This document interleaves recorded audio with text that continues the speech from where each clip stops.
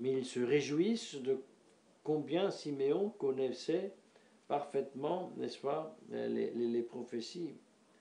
Et c'est pour ça qu'il les bénit.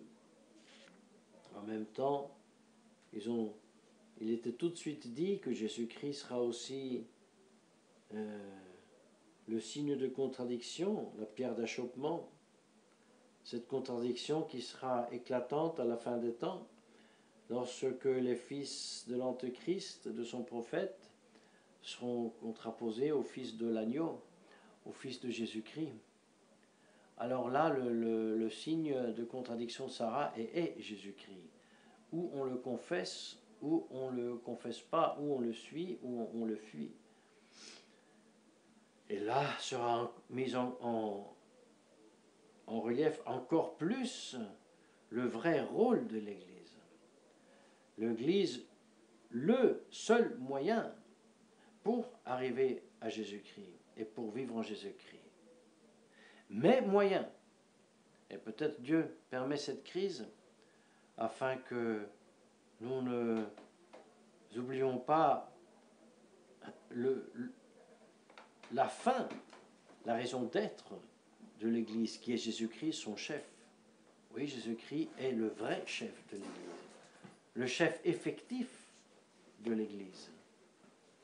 Nous verrons la cause principale et efficiente de la sainteté tout court, en se servant de son Église comme instrument. Et tout cela nous a porté, mes chers fidèles, à réfléchir sur le mystère de Jésus-Christ. Certes, dit saint Léon, on ferait mieux à se taire et adorer, mais il y a aussi le devoir d'en parler, de l'illustrer, tant qu'on puisse le faire avec nos pauvres moyens.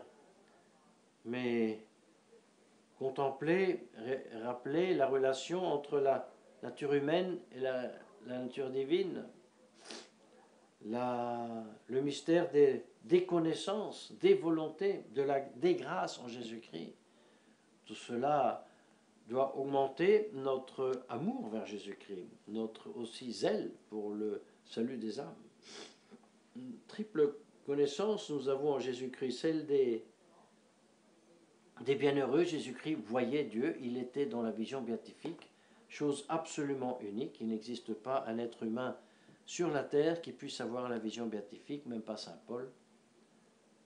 En plus, il avait la vertu, la science infuse, donc tout ce qu'on peut connaître et apprendre avec long travail, n'est-ce pas, d'un seul coup, tout est infusé, la connaissance est complète, et en plus, avec tout cela, Jésus-Christ voulait aussi avoir une connaissance appropriée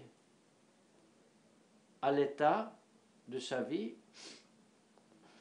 nouveau-né, petit enfant, avant, après les 7 ans, après les 12 ans. C'est-à-dire, il voulait aussi avoir une connaissance expérimentale, acquise. Jésus-Christ, en sachant tout et en voyant Dieu, a voulu apprendre, comme tous les enfants apprennent. Et donc, il n'a pas fait semblant d'apprendre, il a vraiment appris, tout en sachant déjà. C'est un très très grand mystère. Mais pour nous, une grande consolation qu'il a voulu parcourir l'apprentissement fatigant comme nous le devons tous faire. La grâce ensuite en Jésus-Christ, c'est le grand mystère qui découle directement dans le fait que Jésus-Christ est vraiment Dieu, que Jésus-Christ est la deuxième personne de la Sainte Trinité, qui unit en elle les deux natures, la divine et la humaine. Vous voyez ce qu'on appelle l'union hypostatique. Cette union hypostatique, cette union donc de la nature humaine dans la personne divine, n'est-ce pas, fait si que cette nature divine sanctifie substantiellement l'humanité du Christ. Et puisque Dieu est incréé et sa divinité est incréée, voilà que cette sainteté incréée qui sanctifie son humanité dans l'être est ce qu'on appelle la grâce incréée, la grâce d'union, quelque chose de très très profond, très très grand, qui regarde donc l'être de Jésus-Christ, sa personne. Et nous rappelons, nous avons dit que nous avons part, d'une certaine manière, par des degrés différents selon les sacrements, à caractère, mais par le caractère. Le caractère nous unit à l'union hypostatique, c'est-à-dire au sujet d'attribution d'action, c'est-à-dire c'est ce que nous députe d'agir. Participer au culte pour le caractère du baptême, défendre publiquement la foi, caractère de la confirmation, faire le saint sacrifice de la messe, faire des prêtres, des évêques, le caractère sacerdotal. Très important, très illuminant. Et de cette grâce d'union, ou plutôt c'est cette grâce union-là qui cause directement dans l'humanité du Christ la grâce, la plénitude de la grâce sanctifiante, cette fois-ci créée.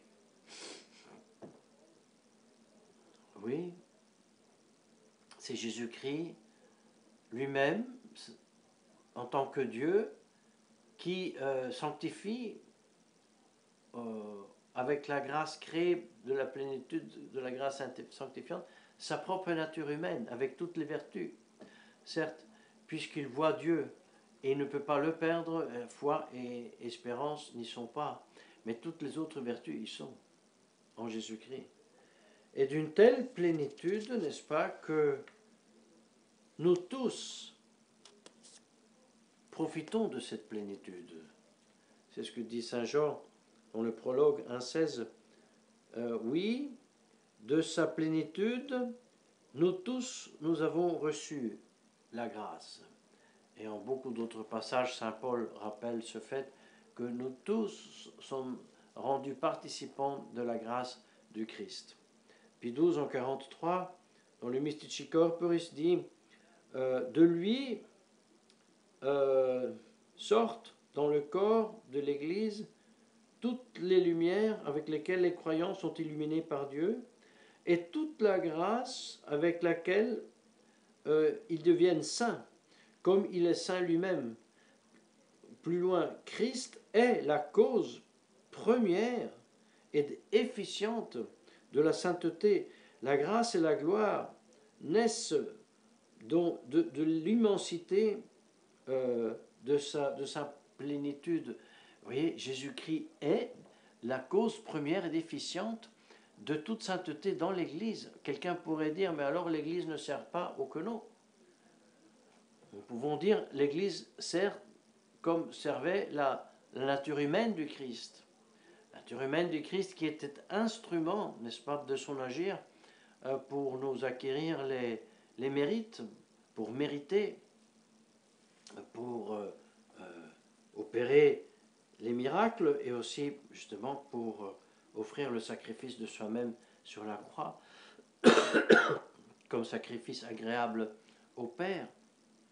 Ainsi, l'Église fondée par le Christ est comme une continuation de son humanité qui agit. Voilà pourquoi les sacrements ont un aspect matériel, parce que c'est comme un instrument, on appelle ça l'instrument séparé de sa nature humaine, mais institué par lui et par ce fait une continuation de son agir. Normalement, par voie ordinaire, c'est par moyen des sacrements que l'effet de la grâce qui vient de Dieu, qui est la cause principale de la grâce, nous sanctifie, atteint nos âmes. Et c'est par l'Église donc que le Christ continue à communiquer ses grâces. voyez, peut-être Jésus-Christ, Dieu permet cette crise de l'Église pour nous faire mieux comprendre que le vrai chef de l'Église, c'est lui. Bien sûr, le chef de l'Église, c'est l'évêque de Rome. Mais il représente, il est le vicaire du vrai chef que est Christ lui-même. C'est pour ça qu'il est absolument inconcevable une Église de Christ qui reconnaît pratiquement d'autres chefs, qui reconnaît d'autres sources de sainteté, qui reconnaît d'autres causes de sainteté, comme le fait l'Église du Concile Vatican II, qui déclare que d'autres religions sont aussi sources de sainteté et même de salut. Absolument impossible.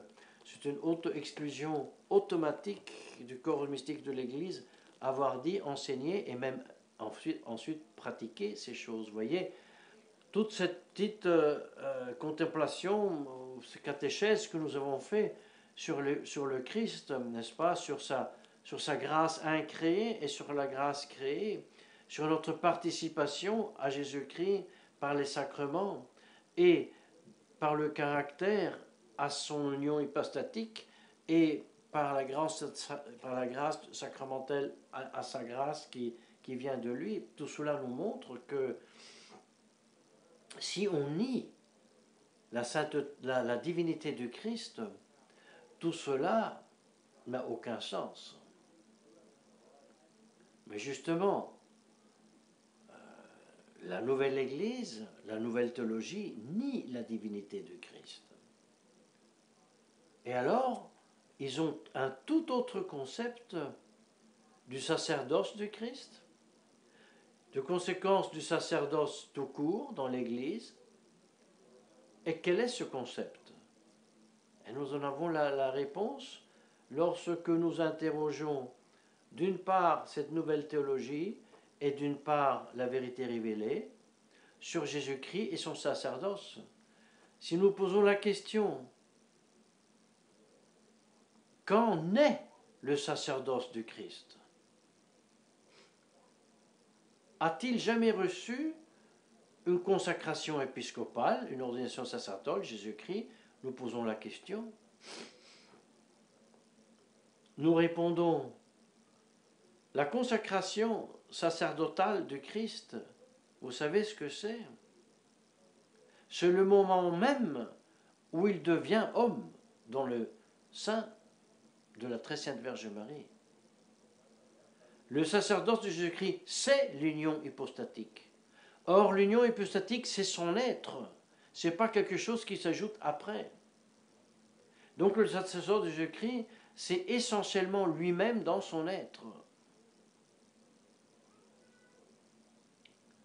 Mais si je nie la divinité du Christ, je n'ai plus de sacerdoce. Ou alors, j'ai le sacerdoce de la nouvelle Église. Sacerdoce de la nouvelle Église qui dit, l'homme Jésus-Christ, il est allé au Jourdain, et là, il s'est fait baptiser par Jean-Baptiste, et à l'occasion, la divinité l'a divinisé. Lui a envoyé le Saint-Esprit, il l'a divinisé. Et non, c'est faux. Le Saint-Esprit que Jésus-Christ reçoit et dont il dit lui-même l'avoir reçu, c'est la grâce sanctifiante, la plénitude de la grâce sanctifiante créée, que émane de lui-même, puisqu'il est Dieu, en union avec le Père, inspirant le Saint-Esprit, qui sanctifie son humanité, mais il n'est pas un homme qui reçoit du dehors le Saint-Esprit, comme dit la Nouvelle Théologie pour le baptême, mais comme dit la Nouvelle Théologie aussi, en empruntant une phrase hérétique, n'est-ce pas, de soi-disant rites apostoliques, que tout cela c'est absolument pas vrai, en disant que le Christ a reçu du Père le Saint-Esprit qui, à son tour, lui a donné aux apôtres et que les apôtres, à leur tour, donnent à leurs successeurs. Ça, c'est absolument hérétique. Ça n'a rien à voir avec le sacerdoce de Jésus-Christ. Au contraire, ça fait du sacerdoce de Jésus-Christ un sacerdoce participé. Et oui, comme il a été rendu participe, on l'a fait participer au Jourdain, selon la nouvelle théologie, d'un sacerdoce qui lui venait de Dieu. C'est faux. Donc, outre à ne pas exprimer ce que est le sacrement de l'épiscopat, n'est-ce pas? Cette formule est une grande hérésie, une très grande hérésie. Jésus-Christ ne reçoit pas l'Esprit Saint du Père. Il reçoit du Père de toute éternité, de lui aussi spirer l'Esprit Saint, ça oui. Et en tant que tel, dans son union hypostatique, il sanctifie son humanité, ah ça oui. Mais c'est toute autre chose. Mais voyez, donc en suivant la liturgie, en méditant les textes de la liturgie, en faisant nôtre les commentaires des saints papes, en ce cas-ci de Saint Léon, de ces mystères que nous célébrons, de plus en plus nous nous rendons compte comme cette nouvelle Église, avec ses nouvelles sacrements, avec sa nouvelle théologie, est totalement en dehors de l'Église catholique. Rien à voir. Et c'est très triste, très dommage que même les traditionalistes s'acharnent encore à vouloir la reconnaître comme l'Église du Christ, parce qu'en dernière analyse, c'est une insulte faite au Christ lui-même. Mais certainement, l'origine de ce compromis, de cette absurdité, est un venir moins de rechercher le mystère du Christ, le mystère de son sacerdoce, le mystère de son humanité et le mystère de la communication de cette grâce à travers l'Église qui est en acte toujours aujourd'hui. Vous savez, Jésus-Christ continue à communiquer sa grâce à travers l'Église, à travers les sacrements. Et il la communique non seulement aux membres actuels de l'Église, ceux qui ont donc la foi catholique et aussi la grâce sanctifiante, mais au moins la foi catholique. Il continue à communiquer ou vouloir communiquer aux membres potentiels de ce corps mystique, ceux qui ne le sont pas, mais qui peuvent le devenir, doivent le devenir. C'est pour cela, tous ces mystères doivent en nous aussi faire naître un grand esprit apostolique. Non pas comme dans l'Église, l'Église nouvelle conciliaire, et voilà, c'est très bien, voilà, comme ils sont bien ces musulmans-là, comme ils sont bien là, les anglicans, comme ils sont bien les protestants, et voilà que tout ça va très bien, pourtant qu'on ne fait pas de litige entre nous, qu'on ne se dit pas des gros mots. Non mais c'est pas ça la charité chrétienne. Jésus-Christ encore maintenant désire porter toutes ces âmes égarées en dehors du corps mystique, dans son corps mystique, les faire devenir des membres vivants de son corps mystique.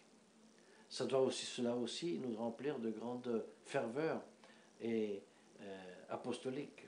Toutes ces grâces, mes chers fidèles, par l'intercession de notre Sainte Vierge Marie, nous demandons que nous puissions les obtenir pour avoir un accroissement de foi et de charité dans la vie de l'Église, au nom du Père et du Fils et du Saint-Esprit, ainsi soit-il.